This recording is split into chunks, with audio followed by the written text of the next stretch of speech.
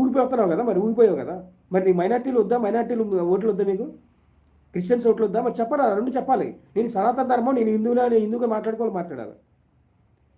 తిరుపతిలో ప్రత్యేక దర్శనం అంట. మరి అంత ప్రత్యేక దర్శనాలు తిరుపతిలో ఇచ్చేటప్పుడు మొత్తం అందరు కూడా ఫ్రీ ఇచ్చేచ్చు కదా.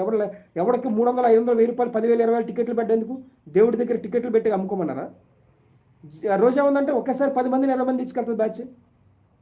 ఎమ్మెల్యే రికమెండేషన్లు, ఎంపీ రికమెండేషన్లు, బొచ్చుగాళ్ళకి వీళ్ళందరికీ మీకు రికమెండేషన్ ఉంది. బొచ్చుగాళ్ళ లైన్లో నుంచో దేవుడి దగ్గర చూడరా? దేవుడి దగ్గర మీరు ఎక్కువ ఏమన్నా అంటే సామాన్య భక్తుడు దేవుడి దగ్గర తక్కువ? మీరు డిఫరెన్స్ అక్కడే చూపిస్తున్నారు కదా నాన్న. కాదనే, మీరు చూపించే డిఫరెన్స్ అక్కడే చూపిస్తున్నారు కదా. నువ్వు మళ్ళీ మాట్లాడుతున్నావు, మళ్ళీ కులాల గురించి మాట్లాడకూడదు, కులాల కోసం తెలియకుండా మాట్లాడుతున్నారు కుర్రోళ్ళందరూ కూడా. కులాల గురించే మాట్లాడాలా, నీకు తెలియట్లా.